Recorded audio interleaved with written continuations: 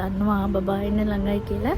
කොහොම හරි කතර අරන් එනවා කියලා. ආලා විනාඩියක් විතර යද්දී බබා හම්බුණා.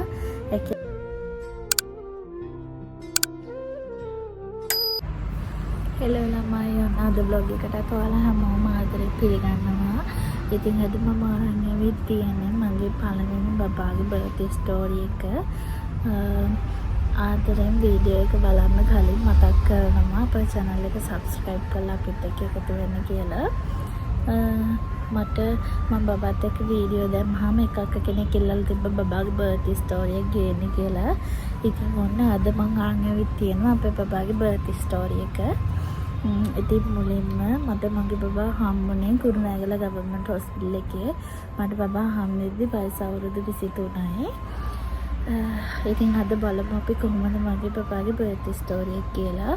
ඉතින් මුලින්ම අපිට චෙක් කරලා බලලා මිඩ්වයිෆ් අපිට ඩේට් එකක් දෙනවා. මට මිඩ්වයිෆ් දීපු දිනේ තමයි පස්වෙනි මාසේ 24.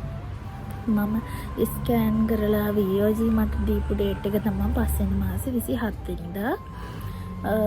ඊට පස්සේ මට පස්වෙනි මාසේ 24 වෙනිදා වගේ වෙද්දි පොඩ්ඩක් පේන්න එක එන්න ගත්තා. ඒ කියන්නේ කොන්දයි යටිපඩයි කැක්කුම එන්න ගත්තා. ඒත් ඉතින් අපි හරියට දන්නේ නැහැනේ පළවෙනි බබා හින්න බයයි. එහෙමම අපි ඩග්ගාලා ගිහින් හොස්පිටල් එකට ඇඩ්මිට් වුණා. මතක් කරන්න ඕන හොස්පිටල් එකට ඇඩ්මිට් වෙද්දි අනිවාර්යෙන් අපේ ID එකයි අපි බාර දෙන කෙනෙක්ගේ ID එකයි අරගෙන යන්න.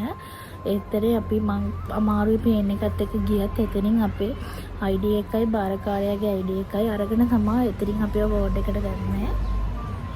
ඔහොම මෙතෙන්දි ගියපු ගමන් ඒ විස්තර ටික පුරවලේ වරලා අපිට කාඩ් එක ලියලා දෙනවා. එතන OPD එකේ ඉන්න ડોක්ටර් අපිව චෙක් කරලා තමයි වෝඩ් එකට දාන්නේ. වෝඩ් එකට දැම්මට පස්සේ අපිට කික් චාට් එක දෙනවා. ඒ කියන්නේ අපිට අර සති 30 ගාන වුණාම ක්ලිනික් එකෙන් දෙනවනේ බබායි කික් චාට් එක මාක් කරලා සති 30 ගාන පහ වුණාම බබාගේ දඟලන එක පයින් ගහන විදිහ මාක් කරන්න කියලා එන් ඒ වගේ chart එකක් දෙනවා. ඊට පස්සේ එතෙන් පුළා මට ටිකක් වෙලා ඉන්න කිව්වා. මං හිටියා. ඊට පස්සේ ටික වෙලාවක් ගියාට පස්සේ ડોක්ටර් ආවා. ඊට පස්සේ නර්ස්ට කිව්වා මෙයාව PV room එකට එක්කන් ඉන්න බලන්න ඕනි කියලා. ඊට පස්සේ එතන අපේ වෝඩ් එකත් එක්කම තව ටිකක් එහායි room එකක් තියෙන. ඒකට තමයි එක්කන් ගියේ. ඒත් මම කියන්නේ මගේ ප්‍රෙග්නන්සි එක කාලේ මේ වගේ YouTube එකේ තියෙන වීඩියෝස් බලලා PV කරනවා කියන්නේ මොකද්ද එහෙම සාමාන්‍යයෙන් දන්නවා. ඊට පස්සේ එක්කන් ගිහින් ඉවර වෙලා ડોක්ටර් අපේ යෝනි මාර්ගය හරහා ඇඟිලි දෙකක් ඇතුළත් කරලා බලනවා ගැප් ගල කොච්චරක් ඕපන්ද කියලා. ඒක එහෙම ලොකුවට රිදෙන්නේ නැහැ. එයාලා කියන විදිහට හිටියාම මේක අර ලොකුවට රිදෙන්නේ නැහැ. වීඩියෝස් වල කට්ටිය කියලා තිබේක රිදෙනවා කියලා. හැබැයි මට නම් එහෙම ඒක ලොකුවට රිදෙන්නේ නැහැ. ඊට පස්සේ ආ චෙක් කරලා බලලා කිව්වා 1.5යි ඕපන් වෙලා තියෙන්නේ. ලේබර් රූම් එක දානම නම් සෙන්ටිමීටර් 3ක්වත් අඩුම ඕපන් වෙලා තියෙන්න ඕනේ. ඔයාලට තව කල් තියෙනවා ඔයා වෝඩ් එකට වෙලා ඉන්න කියලා. ඊට පස්සේ වෝඩ් එකට දාපු ගමන්ම අපේ බඩට ගෙනල්ලා බෙල්ට් එකක් දානවා. ඒක දාලා බලනවා බබාගේ දඟලන විදිහ අපිට පේන්සෙන විදිහ කොහොම මම මේ බෙල්ට් එකේ ෆොටෝ එක මම වීඩියෝ එකේ උඩින් දාන්නම්. ඊට පස්සේ ඔහොම චෙක් කරලා බලලා විනාඩි 15ක් විතර බලනවා. බලලා හොමම ඉන්න කිව්වා. ඊට පස්සේ රෑත් අවිල්ල බලනවා. කොහොම හරි දවසට 3 පාරක් ඇවිල්ලා ડોක්ටර් චෙක් කරලා බලනවා. හැබැයි උදේට විතරයි PV කරලා බලන්නේ. අනිත් හැම වෙලේම 3 පාරක් විතර වගේ දවසට බඩට බෙල්ට් එක දාලා බලනවා. බබාගේ දඟලන විදිහ අපිට පේන්සෙන විදිහ ඔක්කොම බලනවා. ඔහොම මම පහුවෙදාත් වුණා. පහුවෙදා උදේ ડોක්ටර් ඇවිල්ලා බලලා එතකොටත් මගේ ඕපන් වෙලා තිබ්බේ සෙන්ටිමීටර 2ක් වගේ ඕපන් වෙලා තියෙනවා කියලා කිව්වා. ඒත් කිව්වා තව කල් තියෙනවා ඔයා යන්න වෝඩ් එකට කියලා ඇව්වා. එදත් එහෙම මම බෙල්ට් දාලා බලලා එහෙමම වෝඩ් එකට වෙලා ඉන්න කියලා කිව්වා. දැන් මට හරි මේක දැන් දවස් දෙකක් හොස්පිටල් එකේ ඉන්න නැහැ. බබා ඉන්නෙත් නැහැ. අමාරු වෙන්නෙත් නැහැ. ඒ කොහොම හරි 3 වෙනි දවසෙත් බැලුවා. 3 වෙනි දවස වෙද්දි 25 වෙනිදා එදත් මාව බලලා කිව්වා නෑ තාම සෙන්ටිමීටර 2යි ඕපන් වෙලා තියෙනවා. ඔයා වෝඩ් එකේ ඉන්න කියලා. ඊට පස්සේ 20 කොහොම හරි 6 වෙනිදා ඊට පස්සේ කිව්වා දින හරි අපි දැන් ඔයාලට අමාරු වෙන්නේ නැති හින්දා බටයක් දානවා. ඊට පස්සේ ආව ලේබර් රූම් දානවා කියලා. දැන් මම දන්නේ බටයක් දානවා කියලා අහලා තිබ්බට මම ඒකෙත් ෆොටෝ එකක් උඩින් මේ වීඩියෝ එකේ දාන්න. ඊට පස්සේ කොහොම හරි මගේ ඇඳට හපත්තේ තව එක්කෙනෙක් හිටියා. කොහොම හරි එයාගෙන දින හරි එයාට ඊට පස්සේ එන්න කියලා තිබ්බ බටයක් දාන්න ඕනේ ඔයා එන්න කියලා. ඊට පස්සේ එයා ගිහින් බටයක් දාගෙන ආවා. දැන් එයා ඇවිල්ලා හරි අමාරුවෙන් ඉන්නවා. ඒ කියන්නේ ඒක දාලා අපිට ඇවිදින්න කියනවා. ඒකට අර බෝලයක් එකක් තියෙනවා. ඒක වැටුනහම අපිට අමාරු වෙනවලු. ගැත් ගලා ඔපන් වෙනවා කියලා එහෙම තමයි කිව්වේ. ඊපස්සේ දැන් මෙයා අමාරුවෙන් ඇවිදිනවා. දැන් මට හරි බයයි. දැන් මට දායිද මේක එහෙම කියලා ඉද්දි කොහොම හරි එද ડોක්ටර් දවල් ඇවිල්ලා කිව්වා හරි ඔයාටත් දාන්න. ඔයා රෑ 9ට විතර එන්න. එතකොට ඔයාට පහවදා උදේට මේ වැටෙනවා. එතකොට ඔයාට හවස ලේබර් රූම් ගියයි කියලා. ඊට පස්සේ කොහොම හරි දැන් මම හරි බයෙන් ඉන්නවා. මටත් දායි දන්නේ නැහැ කියලා. කොහොම හරි ගෙදරින් එනවනේ බලන්න. ඊට පස්සේ කොහොම හරි ගෙදරින් හවස 5ට ඇවිත් ගියා. ඒ අදිත් මට කිසිම අමාරුවක් නැහැ. ඊට පස්සේ කොහොම හරි 7 විතර වෙද්දී එකපාරට මම ඇඳේ ඉදි මගේ වෝටර් බෑග් එක ඩැමේජ් වුණා.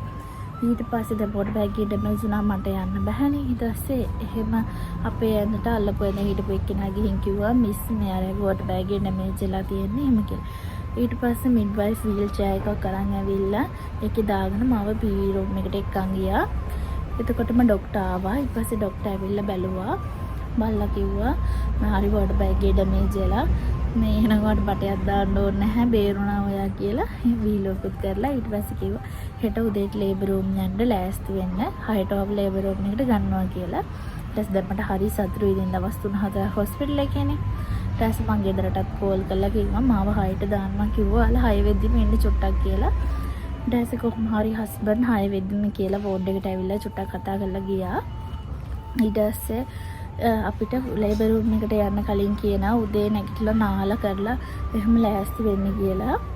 ඊට කලින් ලේබර් රූම් එකට දානවා නම් අනිවාර්යෙන් වස්ති කරනවා.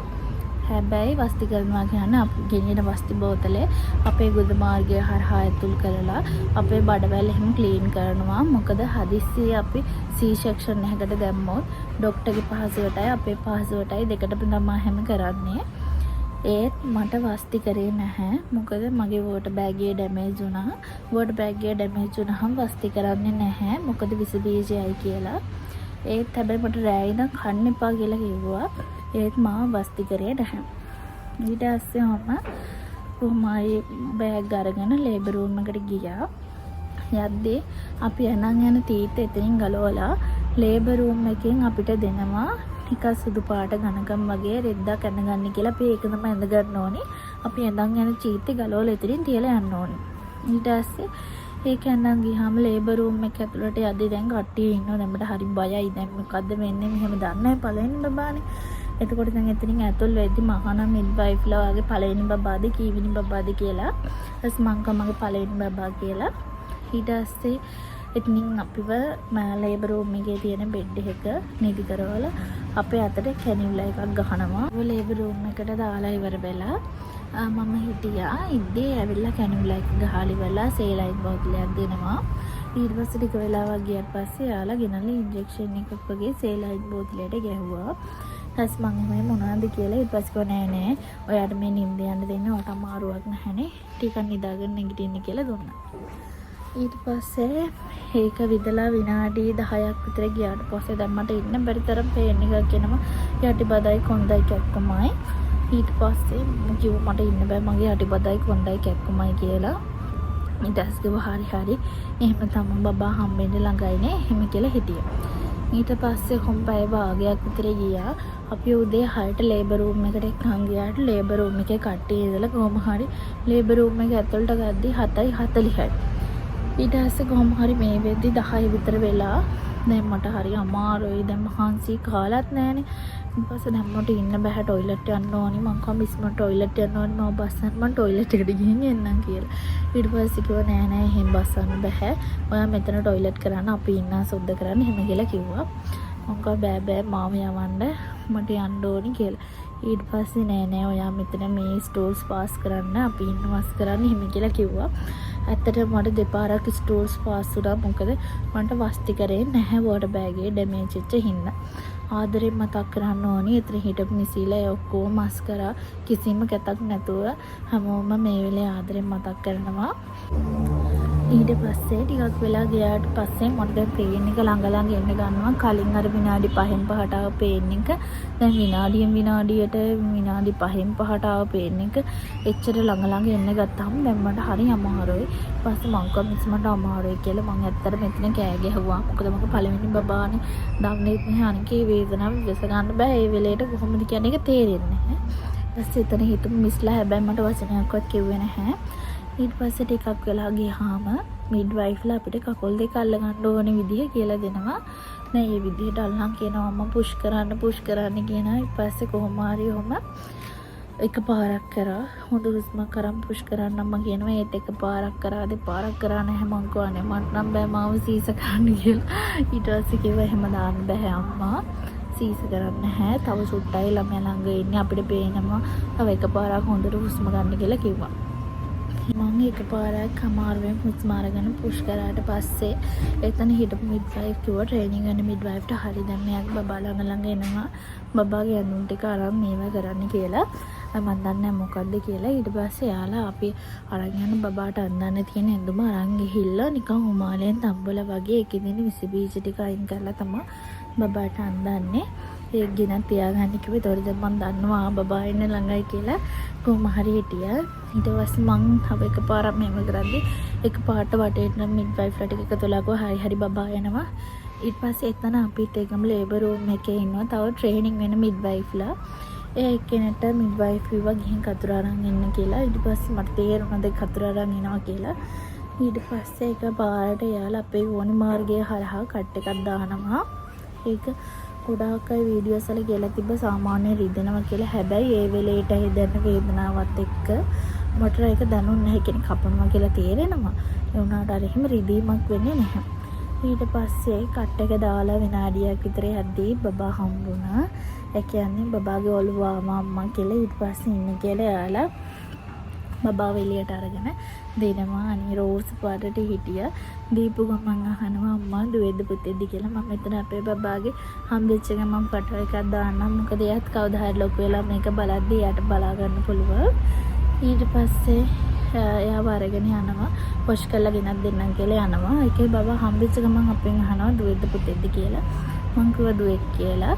ඊට පස්සේ අපි දෙන්නගේ මතේ එකම නම්බර් එකක් ගැට ගහනවා. ඊට පස්සේ එයා වොෂ් කරලා ගෙනත් දෙන්නම් කියලා අරන් ගිහින් ඉවර වෙලා එතකොට අපේ තුවාලෙට මැහුම් දැම්මේ නැහැ. ඊට පස්සේ ડોක්ටර් ඇවිල්ලා ඇතුලේ තිබ්බ ඔය ලේ අනම්මනම් ඒ ටික සුද්ධ කරලා දැම්මා. ඊට පස්සේ ටිකක් වෙලා ගියාට පස්සේ අපිට කෝපි එකක් ගෙනත් දෙනවා. අම්මෝ ඒ වෙලේට ඒකරම් කියලා වැඩක් නැහැ. මාරම රසක් දැනෙනවා. අර මහාසියෙන් ඉඳලා හින්දාද කොහෙද. ඊට පස්සේ ඒක බීලා ඉවරනාත් එක්කම බබා වහපොමට ගෙනත් දුන්නා. බබාට කිරි දෙන්න කියලා. පළවෙනි බබාට කිරි දෙන්න උනත් අපි එහෙම දන්නේ නැහැ. ඊට පස්සේ මිඩ්වයිෆ් ඇවිල්ලා බබාට කිරි දෙන්න ඕන විදිහ කියලා බබාව ඒ විදිහට තියලා එයාලු උදව් කරනවා. ඊට පස්සේ බබාට කිරි දීලා ඉවරනාට පස්සේ ડોක්ටර් ටික වෙලාවක් ගියාට පස්සේ ඇවිල්ලා මහුන් දාන්න ගන්නවා. මහුන් දාන්න යද්දිත් කියන්න ඕනේ එහෙම ලොකුවට රිදෙනවා කිව්වට එහෙම ලොකුවට රිදෙන්නේ නැහැ. මොකද අපිට එතෙන්ට කිරි වැටෙන්න ඉන්ජෙක්ෂන් එකක් විදිනවා. ඊට පස්සේ දැනෙන්නේ නැහැ. ඒ කියන්නේ මහුන් දානවා කියලා තේරෙනවා. ඒ වුණාට අර එහෙම ලොකුවට රිදෙන්නේ නැහැ. අර බබා හම්බෙන්න බින්ද වේදනාවත් එක්ක ඒක දැනෙන්නවත් නැහැ. අපි මහුන් දාලා හැම ඉවරනාට පස්සේ යාලා අපි අරන් යන අලුත් චීටක බෙඩ් ජැකට් එකකුයි අරන් යන්න කියනෝනේ. ඒක අපිට වොෂ් එකක් දාලා ඉවර වෙලා අඳිනවා. ඒ කරලා ඉවර වෙලා තමයි අපි වෝඩ් එකට ගෙනිහින් දාන්නේ. වෝඩ් එකට දාලාත් එයාලා ඇවිල්ලා බලනවා. හැබැයි අපිට වෝඩ් එකට දාපු ගමන් මොන හරි කන්න කියනවා. කනකම් උනත් එයාලා බබාව තියා ගන්නවා. මගේ බබාව නම් මම වෝඩ් එකට දාලා කාලි ඉවර වෙනකම්ම මිඩ්වයිෆ් බබාව තියාගත්තා. මොකද මේ වෙලේට අපිට හරිය බඩගිනියක් එනවා. මොකද අර වෙලේ ඉඳන් ඔට්ටු වෙලා ඊට පස්සේ කෑම කාලි ඉවර වුණාට පස්සේ එයාලා අපේ පැටිය අපිට ගෙනත් දෙනවා. ඊට පස්සේ එයාලා පැය දෙකෙන් දෙකට පැයෙන් පැයට බබාව බලා ගන්න ඕන විදිහ නම් කියලා දෙනවා. හැබැයි නෝමල් ඩෙලිවරි එකක් ඉන්න මාව පැය 24ක් ඇතුළත ඔක්කොම චෙක් කරලා බබාව චෙක් කරලා 28 වෙනිදා මගේ ටිකට් කැපුවා. ඉතින් ඔන්නම තමයි මගේ බබාගේ බර්ත් ස්ටෝරි එක. අපේ channel එක subscribe කරලා අපිත් එක්ක එකතු වෙන්න කියලා ආදරෙන් මතක් කරන ගමන් ඊගා වීඩියෝ එකෙන් හම්බෙමු.